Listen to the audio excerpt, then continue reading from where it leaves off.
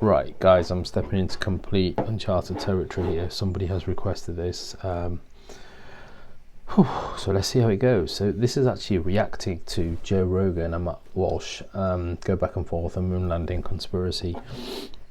Now, I've done fair bit of work in like the physics realm. I was the chairman of an astronomical society for a short period of time, and I've been a member of WOLAS, which is West of London Astronomical Society, for a fair bit of time. I studied physics, so I have a general interest in it. I used to be an astronomer, a keen astronomer, not so much now, only because time doesn't allow. So I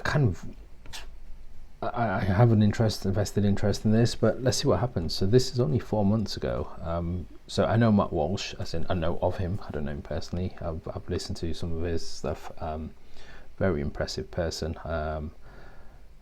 Mind-blowing at times. So let's just kind of break this down. I'm just going to improvise. I don't have a script or anything, but I'm going to see where this goes.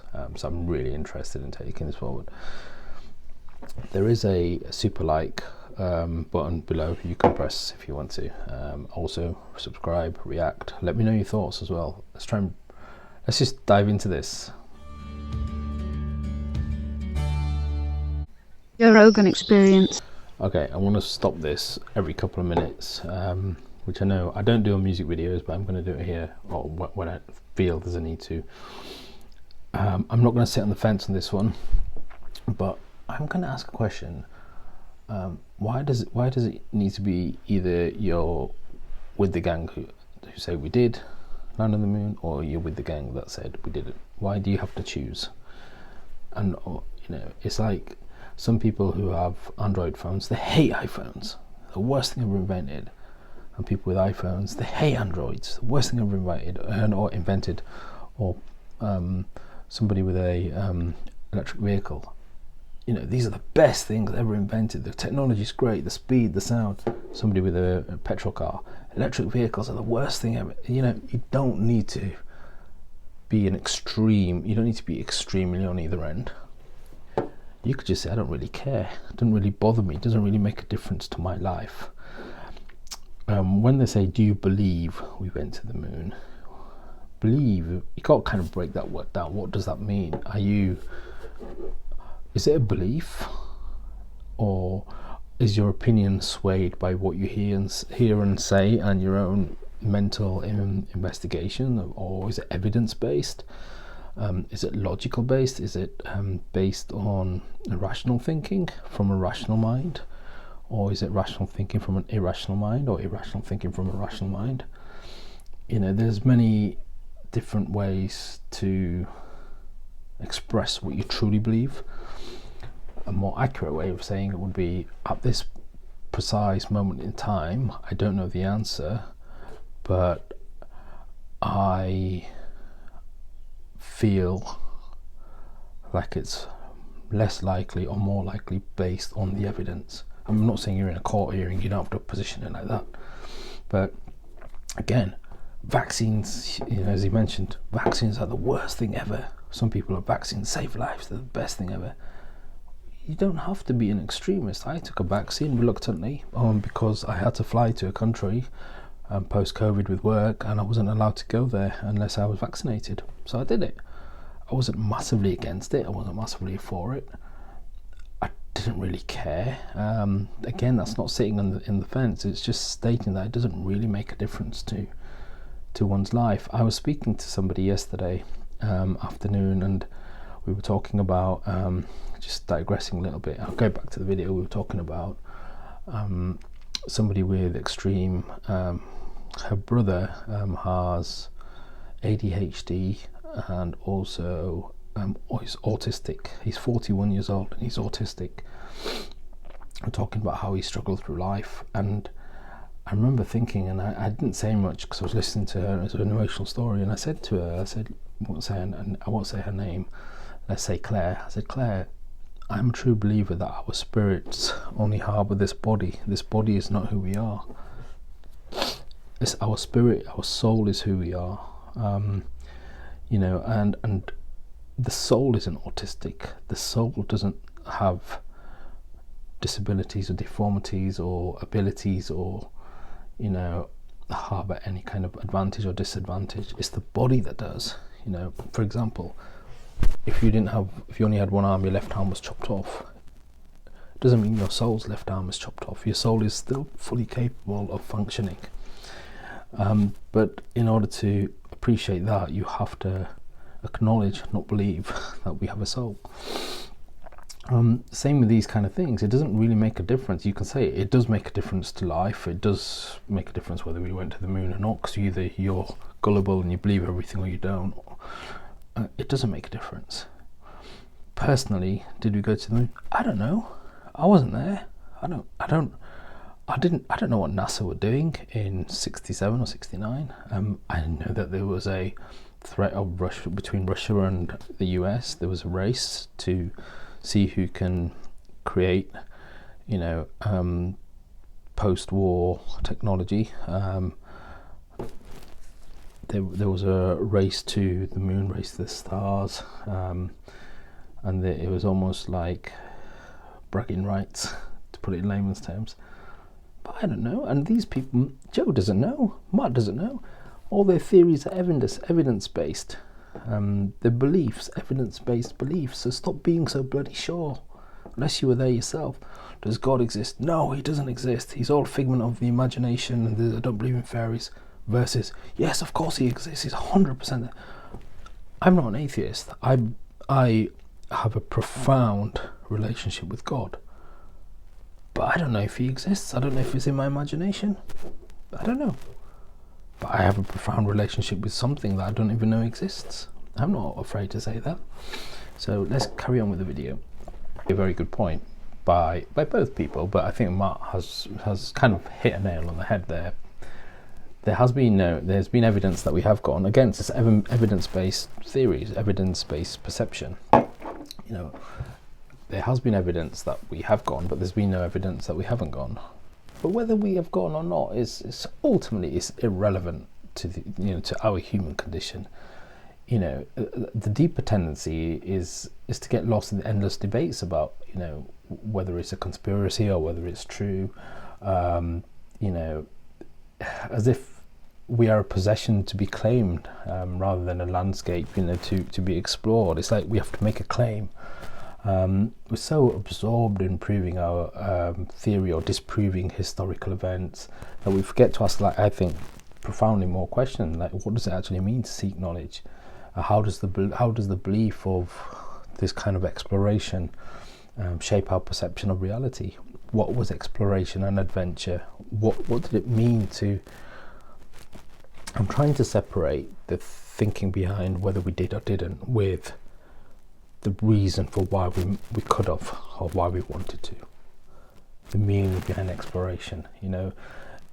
If the moon landing happened, it's a testament to human, genius humans who created something that or did something, achieved something that was, I'm sure, centuries and centuries and centuries deemed impossible. However, that's also untrue, because the further back you go, the more relationships we seem to have had with the star and space.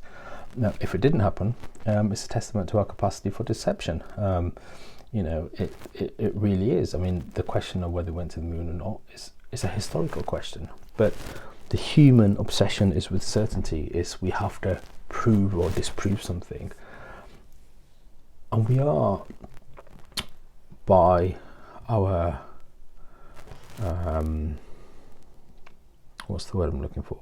DNA, I suppose, or our framework. We are desperate for truth. We're truth-seeking storytellers. But we're also drawn to things that are completely ambiguous. It's a thrill of dismantling something, what others expect to be truth or not. That's what we do through stories. I mean, the mind craves both. It craves order and it craves chaos. I think there's more deeper philosophical constructs and frameworks at work, especially when it comes to belief, whether it's scientific or whether it's a conspiracy. It's an endless battle, in our mind. But what does it matter? If we reach the moon, what does it do to our consciousness? If it was an illusion, and does that diminish the vastness of the achievement. I think the deeper problem is that we seek grand truths to avoid personal ones. And I think, if we gaze at this, for example, if we gaze at the sky and we argue about footprints on the moon while neglecting the ground beneath our own feet, we claim to seek knowledge. So we're seeking knowledge, but what we're after doing is actually seeking confirmation that we are able to achieve something that we may or may not be. It's proof that we are right or somebody else is wrong. It's almost this narcissistic battle that we are having, which we do. And I think that comes down to ego, a superior worldview. For example, if someone says, yes, we went to the moon, they laugh at the people who mock it. And somebody that says, we definitely didn't go to the moon, they mock and laugh at the people that said we did. It's like our right of tribal heads is almost ego overspilling. The question is not whether we went to the moon, but why we care so deeply whether we did. What longing is it that remains unfilled, that we want to search a discussion that works in our favor over somebody else's. I think it's something that these people in this video are slightly missing. It's the same when it comes to religion, especially when it comes to religion. Atheists laugh at religious people, and religious people laugh at atheists. Yet none of them are none the wiser. No one's proven or disproven God. But you're either a crank loony on one side or you're crank and loony on the other side. All a matter of perspective. It's an evidence-based theory. The only thing that remains unchanged is the truth. Anyway, let's carry on. Okay. God, this is a 27-minute video. I'm just a little bit bored of these kind of discussions, because that's been a 15-minute video. What's been achieved? We still don't know. That's it. It's just a pointless exercise. The underlying thing here is, why are we so adamant to find the truth? I think Nietzsche, I'll try and find the quote. I know I'll be here all day if I try and find the quote, but he said something in one of his books. I think it was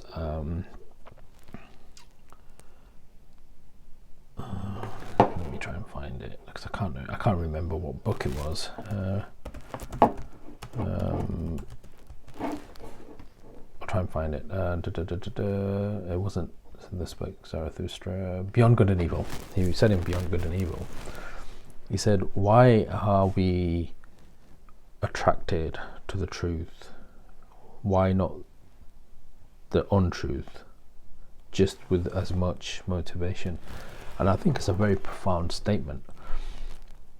I think there is a lot to be said about that one statement. Why are we truth-seeking storytellers? What is it about the truth that appeals to us as opposed to the untruth? And I think that's all these guys are trying to do. They're discussing something, they're having a chat about it. It's interesting, either way. Did it happen? Didn't it happen? But at the end of it, you're none the wiser. So